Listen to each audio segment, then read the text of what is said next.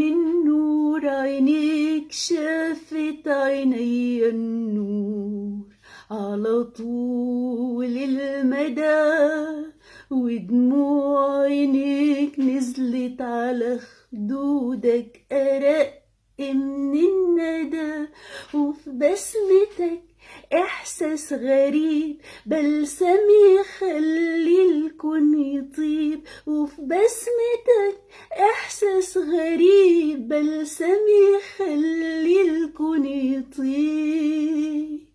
دي حاجات بتخلق في الوجود حنيته، وفي الشجر والورد لونه رقته،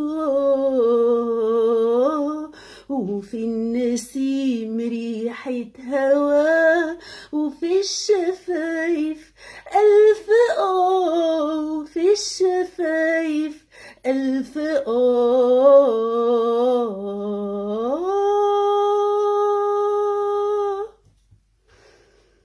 مساء الجمال والإبداع والعذوبة والروحانية اللي تخليك طاير على جناح الجمال،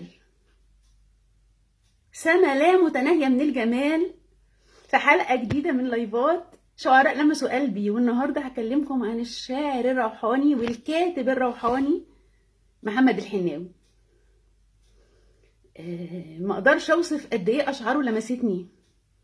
يكفي ان اقول لكم ان اغنيه من اغانيه اللي كانت في تتر احد المسلسلات، وهقول لكم كل التفاصيل الشيقه واحنا مكملين مع بعض. انا الفت غنوتين مستوحيتين منها، وربنا وفقني اني قدرت ابعتهم له، وعجبوه جدا.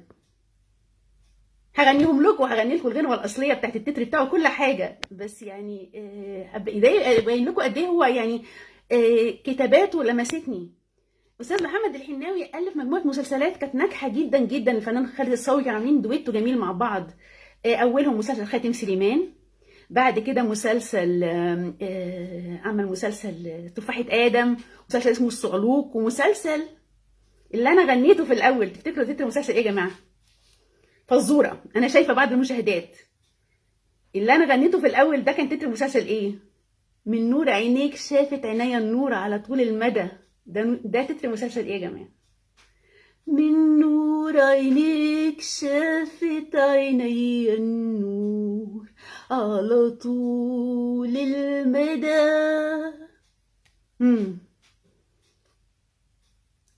من اجمل مسلسلاته في رايي اللي انا شفته كذا مره، لانه يعني روعه بالنسبه لي انا ككتابه يعني. وهو طبعا الاستاذ محمد الحناوي كاتب بيالف المسلسلات بتاعته، وكمان هو بيالف الاغاني. يعني هو مؤلف وشاعر غنائي، ودي خلطه سحريه مش بنشوفها كتير. فالمسلسل الجميل اللي هو اللي انا غنيت تتره في الاول هو مسلسل هي ودافنشي. حاجه خرافيه، مسلسل انا بعشقه يعني. شفته كذا مره كده على رواقه على اليوتيوب، يعني كل ما احب كده احس بسمو وجمال اتفرج عليه. الغنوه لوحدها حاله يعني. احتمال اختم بيها من كتر ما بحبها. طيب قبل ما اكلمكم بقى على الغنوه اللي فرقت معايا قوي والفت على كلماتها كذا اغنيه، خليني اغني لكم اغنيه تانية برضو من تتر احد مسلسلاته، اللي هو مؤلف المسلسل بالكامل وعمل التتر كمان. ودي كانت اول حاجه اسمعها له. وعايزه اقول لكم قبل ما اغني الغنوه ان انا كنت بتفرج على المسلسل ومنبهره قد ايه الغنوه مناسبه الشخصيه اللي في المسلسل، واقول يعني ان الشاعر الغنائي ده شاطر قوي انه قدر يفهم اللي المؤلف عايز يقوله. اتاري المؤلف هو نفسه الشاعر الغنائي. وهي دي الايه، الخلطه السحريه للكاتب الروحاني محمد الحناوي. طيب هغني لكم الغنوه وبرده حذروا ده مسلسل ايه. انا قلته من شويه.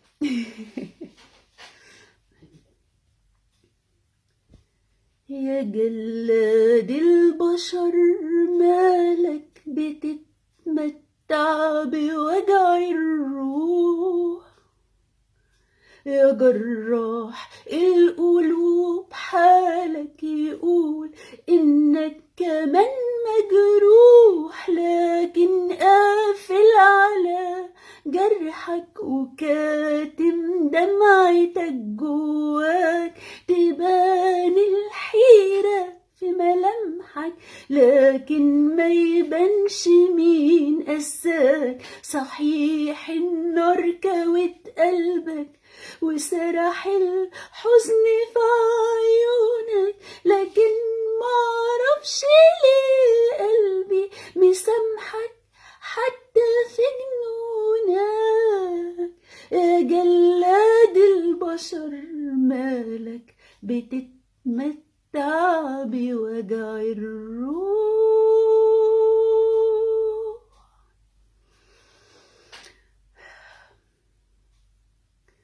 تفاحة آدم عبقرية عبقرية. ما دي كانت شخصية الفنان خالد الصاوي بالظبط في المسلسل. هو كان على قد ما هو مجروح بيجرح، على قد ما هو موجوع بيوجع.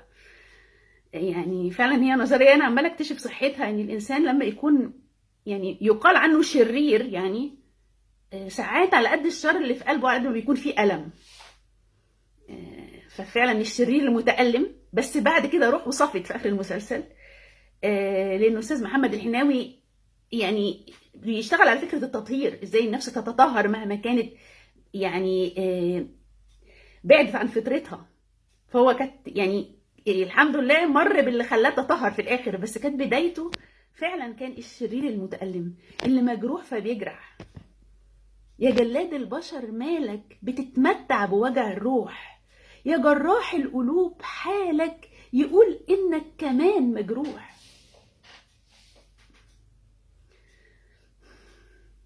مجروح فبيجرح. على فكرة يا جماعة، انتوا لو بتتعاملوا مع ناس يعني بيجرحوكوا بأي شكل، والله يفيدك في انك تدرك ان المجروح بيجرح. جايز ده يساعدك على انك تتشافى او تلتمس له العذر اذا قدرت. يعني زي ده فكرني بغنوة تانية، هي مش تأليف أستاذ محمد الحناوي بس نفس المعنى، اللي هي غنتها شيرين. كانت في آخر فيلم عن العشق والهوى، وده فيلم برضو من الأفلام اللي لها يعني رسالة. ال ال الغنوة اللي غنتها في الآخر كانت بتقول إيه؟ في عشق بيستنانا وعشق بنستناه وعشق بينسينا العشق اللي عاشقناه. القلب اللي بيجرحنا في حاجة أكيد جرحاه، وجرحنا بتفكرنا بالقلب اللي جرحنا. عميقة قوي الجملة دي، اتقالت فيها كتب. القلب اللي بيجرحنا في حاجة أكيد جرحاه. قاعدة عامة كده يا جماعة، عرفوها يعني، سواء عارفين ايه اللي جرحه أو مش عارفين. ويمكن ده يساعدكم على التشافي أو التسامح. ولو بتحبوا بروحكم هتقدروا تعذروا اللي بتحبوه حتى لو ما قالكوش حاجة مباشرة. روحك هتبقى عارفة. ممكن تتعاطفي وتكملي او تتعاطفي وما تقدريش تكملي، بس جميل انك تنهي وانتي متعاطفة بدل ما تنهي وانتي شايلة.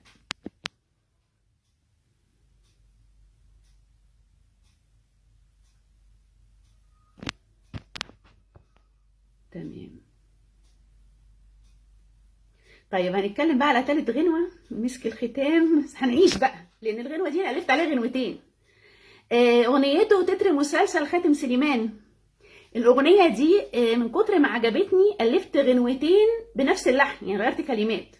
وربنا وفاني قدرت اوصل للاستاذ محمد الحناوي فعلا، وبعت له الغنوتين اللي انا ربنا فتح عليا بيهم، اللي يمشوا على نفس اللحن. رد عليا في كلمه واحده فيها كل المعاني. قلت له اولا، قلت له حضرتك الهمتني يعني، وحبيت بقى اكد كلامي ده بشكل عملي. هو الهمني، طب ايه الدليل يعني؟ رحت بعت له الغنوتين، قال لي كلمه واحده فيها كل المعاني: الله. طبعا هو يعني كملهمي الروحاني في كتابة الشعر الغنائي الروحاني بلا منازع، نقدر نقول النوعية ده من الشعر الغنائي هو أكتر حد يعني ألهمني فيه. فإنه يقول لي الله طبعا أسعدني جدا. قال لي واضح إن أنا ألهمتك، يعني من كلامي أكدته بالإيه؟ بالفعل. طب ما تيجوا نشوف. فأولا عجبتكم أغنيته الأصلية تتر مسلسل خاتم سليمان، وبعدين عجبتكم الغنوتين اللي أنا غنيتهم على يعني غيرت كلماتهم عشان يمشوا بس بيمشوا على نفس اللحن. فواحدة واحدة كده ناخدهم مع بعض. عاشق سارح في الملكوت ما يهموش العمر يفوت، يدفع في الحرية حياته، لو اتكتف للحظة يموت. قلبه بيبرق زي الماس، وما يملك غير الإحساس، غرقان في همومه وألامه، وبيداوي في هموم الناس، فوق واتحرر من أوهامك. اسفه معلش يا جماعه، نطيت، معرفش انا اندمجت ونطيت. لا، هي في الاول في الحته الجميله اللي طير في السما ومالوش عنوان، وفي ايده خاتم سليمان، كان عايز بالضحكه يغير ويطيب كل الأحزان، عاش الحلم كأنه حقيقة. لا لا لا لا. سبحان الله، أقول لكم أنا ليه واقفة؟ أنا واقفة لأن الأغاني اللي أنا ألفتها غنيتها أكتر، فنسيت دي. نسيت الغنوة الأصلية، بس من حقه عليا إن أقول غنوته اللي ألهمتني.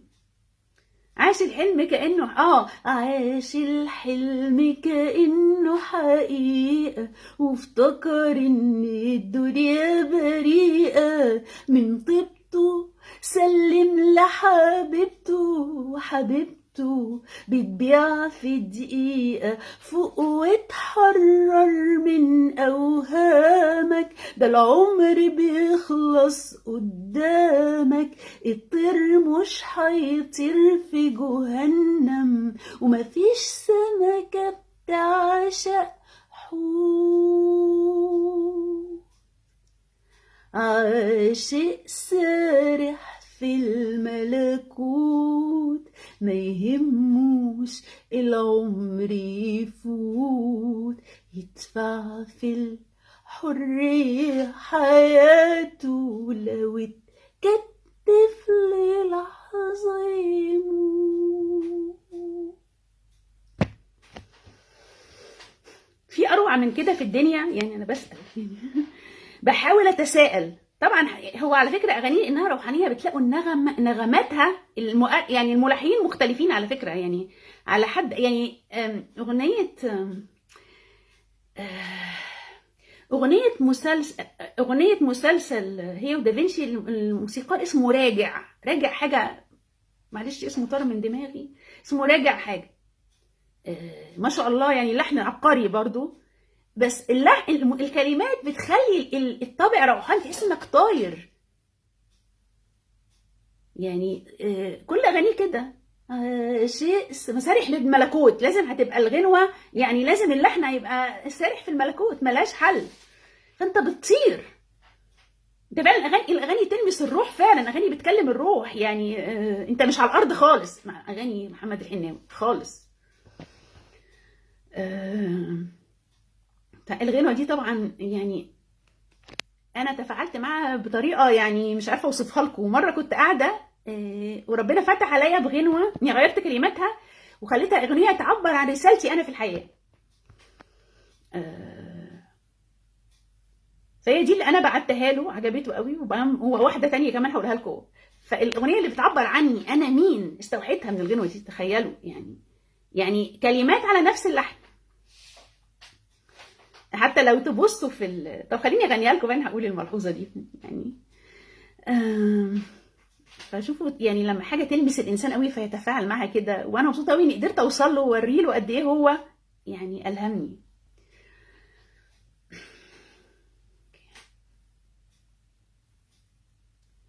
عاش سرحة في الملكوت، برسم على أشجار وبيوت، شمعة تنور للحيران، كلمة تصحي أمل بيموت. قلبي بيبرق زي الماس، ولا أملك غير الإحساس، هحفر في الصخر بأحلامي،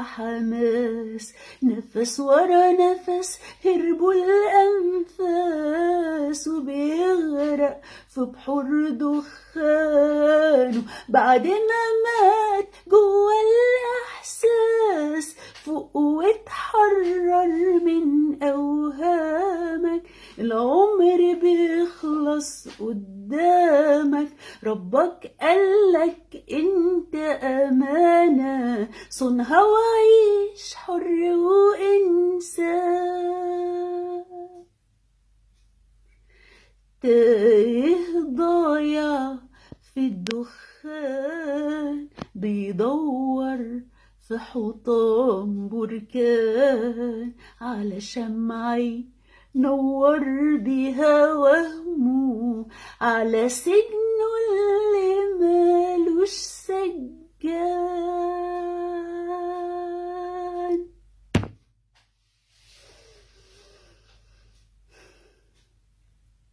لما الانسان يتفاعل مع حاجه، لما فنانه زي يعني شاعره غنائيه تعجبها غنوه وتلمسها، بيطلع الحاجات دي. الاغنيتين ما لهمش اي علاقه ببعض اللي انا كتبتهم يعني، لكن اهو اللحن عجبني، اللحن عجبني، خطفني.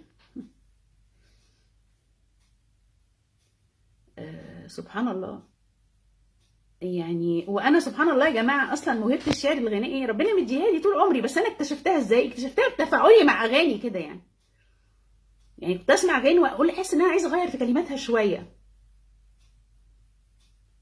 ف فلما بعمل كده فلقيت نفسي بقى الحمد لله بقيت بالف اغاني كامله. الاغنيتين اللي انا غنيتهم لكم دول مستوحين يعني على لحن اغنيه، يمشوا على لحن اغنيه عاشق سارح في الملكوت، بس انا ليا اغاني يعني انا مؤلفاها من غير الحان سابقه، يعني بعمل النوعين من الاغاني الحمد لله.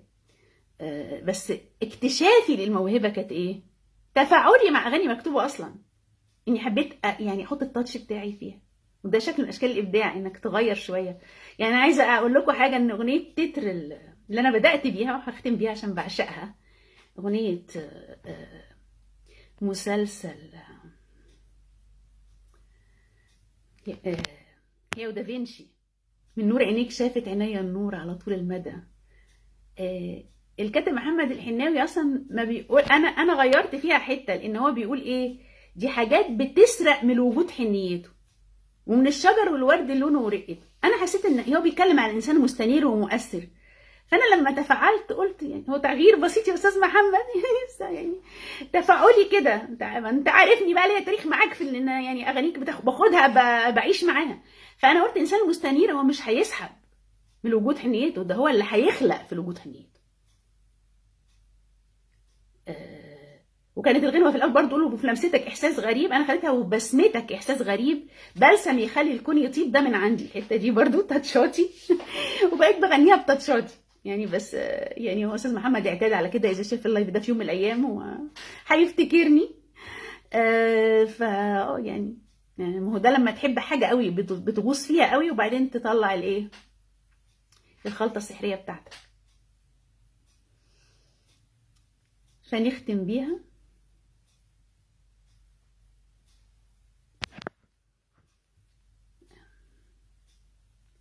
من نور عينيك شافت عيني النور على طول المدى، ودموع عينيك نزلت على خدودك أرق من الندى، وفي بسمتك إحساس غريب، بلسم يخلي الكون يطيب، وفي بسمتك إحساس غريب، بلسم يخلي الكون يطيب. دي حاجات بتخلق في الوجود حنيته، وفي الشجر والورد لونه رقته،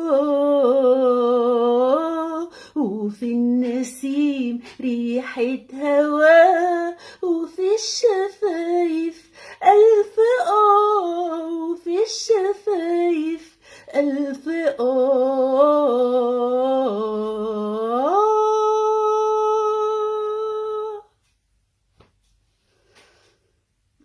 بسرعه، انا بغنيها ما ببقاش هنا، يعني انا ما كنتش معاكم دلوقتي يعني ببقى في حته تانية. طبعا الغنوه دي غناء الجميله العذبه، يعني بعشق صوتها. هي قوه ناعمه، تحس صوتها قوه ناعمه فعلا. ليها عبد الحكيم غنت الغنوه دي، اغنيه هي الاغنيه بتاعت هي ودافنشي تتر هنا. وكمان هي طبعا غنت اغنيه عاشق سارح في الملكوت في مسلسل خاتم سليمان.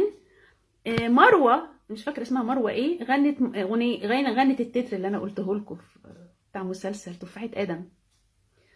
مؤثر قوي. هقوله تاني، يعني حاسه اني عايزه اقوله تاني، وهقول لكم غنوه تانية انا قلتها بنفس المعنى. كنت الفتها عن التسامح.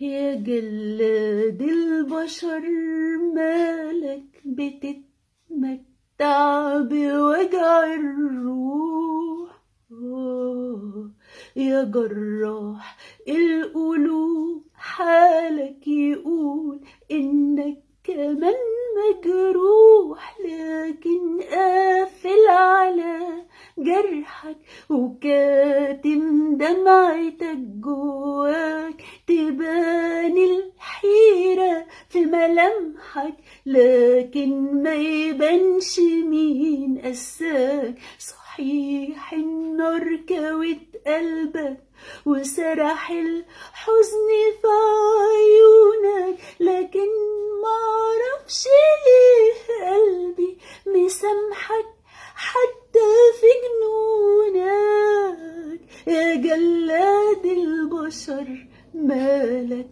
بتتمتع بوجع الروح. تعبيرات رائعة. يا جلاد البشر مالك بتتمتع بوجع الروح، وهو يا جراح القلوب حالك يقول انك كمان مجروح. دي حاجة فعلا بتساعد يا جماعة. أنا كنت قلت لكم قبل كده وعملت لايفات سابقة في موضوع التسامح، قلت إن التسامح في القرآن نفسه حاجة اختيارية، احنا مش مجبرين نسامح، لكن لما تدرك إن اللي بيجرحك هو أكيد مجروح، ممكن يبقى سهل عليك تتعاطف معاه، أو حتى تتعاطف كخطوة إنك تتسامح. مش التسامح اختياري يا جماعة، مش بالعافية، بس الوعي ده بيفرق. اللي بيجرح عادة بيكون مجروح ومعرفش يداوي جرحه، فغصب عنه جرح غيره. الفهم ده يساعدك تسامح، يساعدك تتجاوز، يساعدك تتحرك لقدام في حياتك. فانا هختم لكم بغنوه من تاليفي بقى، ملهاش دعوه بكل ده، بس هي بتخدم نفس المعنى، يعني حسيت اني عايزه اقولها عشان يبقى نهيت بطريقه ايجابيه. اغنيه سامح. الاغنيه دي انا ربنا فتح عليا بيها، كنت بعمل ورشه عن التسامح اسمها سامح نفسك اولا، بنتكلم فيها على ازاي نسامح نفسنا الاول عشان نقدر نسامح غيرنا.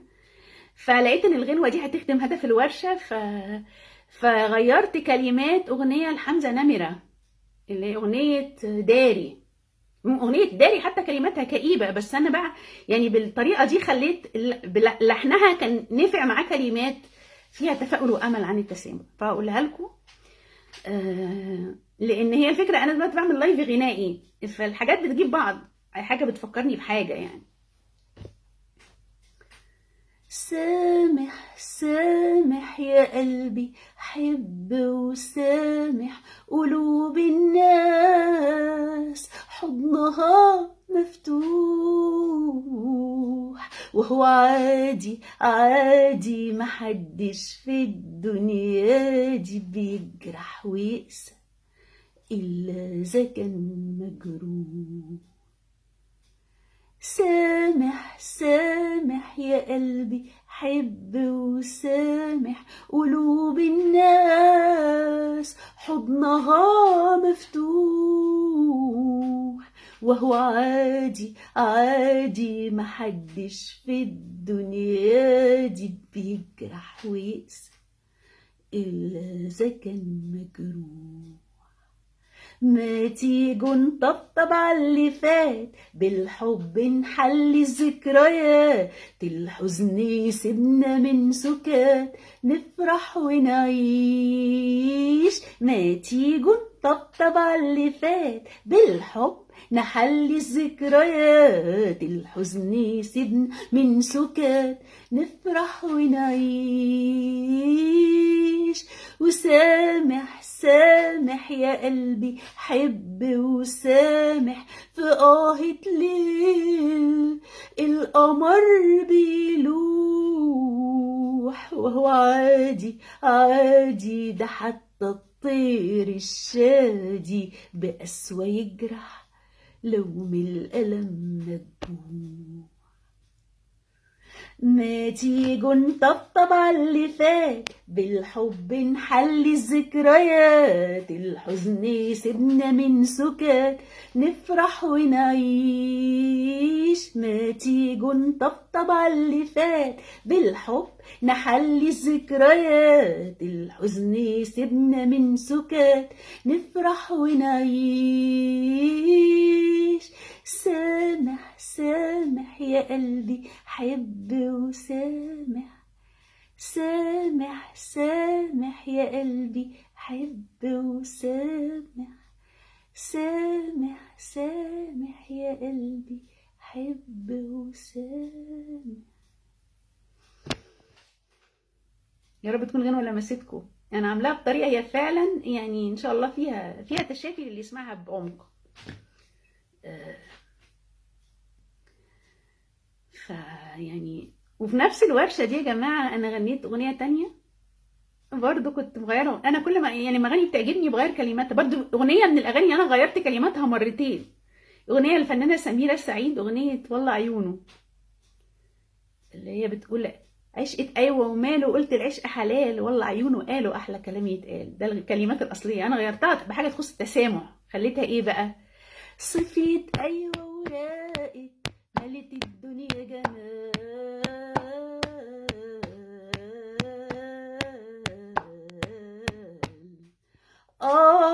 والفرحة خلقتها من وجع الأحزان.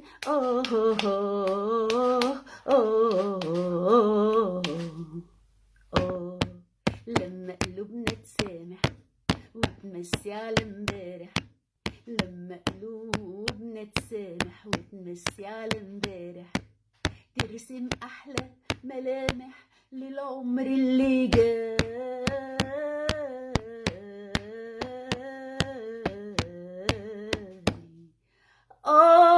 عشقت ايوه صفيت ايوه وراقت ملت الدنيا جمال.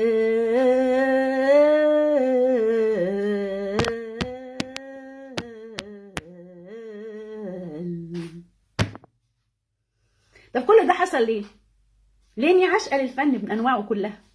عشقت ايوه وماله، قلت الفن جمال، وغيرت كلمات الغنوه تاني من عجبتني. ما قلت لكم زي ما غيرت اغنيه الكاتب الروحاني محمد الحناوي مرتين، اغنيه عاشق سارح في الملكوت اللي قلتها لكم من شويه، غنيت لكم الغنوتين دلوقتي. برضو بوريكم النموذج. انا يعني لما حاجه بحب بتعجبني بتخطفني فعلا، والاقي نفسي بقى ايه يعني بطلع منها حاجات كتير. اللحن عجبني. فنختم بقى بان كل اللايف ده اتعمل ليه؟ لان انا بحب الفن، بس بحب الفن الجميل العذب الراقي اللي فيه معاني. ده حصل ازاي؟ عشان عشقت ايوه وماله، قلت الفن جمال.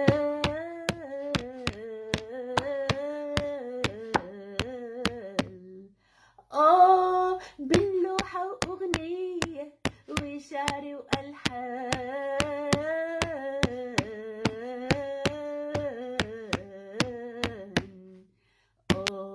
يلا بينا نفنن لحد ما نتجنن، مات يلا بينا نفنن لحد ما نتجنن، صوتنا بشوقنا يجلجل ولا اجمل موال.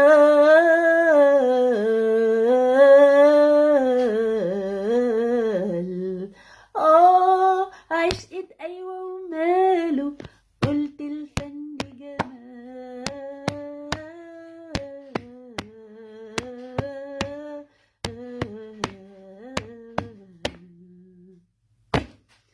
اتمنى الحلقه الثانيه النهارده من حلقات شعراء لمسوا قلبي تكون عجبتكم ولمست قلوبكم على قد ما هي لمست قلبي، ويكون الاحساس والطاقه الجميله واستشعار المعاني الراقيه اللي احنا محتاجينها في حياتنا يكون وصلكم يا رب.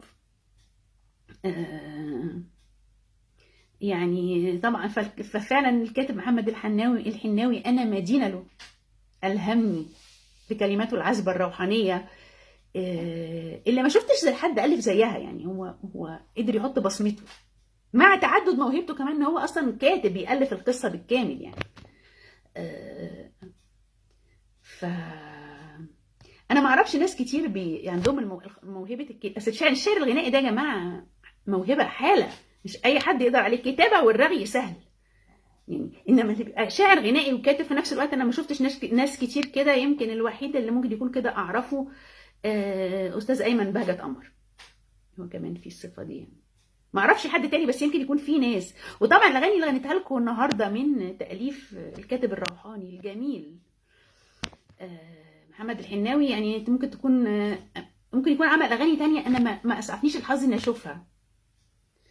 هو له مسلسل اسمه الصعلوك، انا ما شفتوش، هدور عليه اولا بحثا عن الغنوه يعني لان انا يعني يمكن اكيد هيكون في غنوه حلوه من تاليفه في التتر غالبا زي ما عمل في الثلاث مسلسلات التانيين.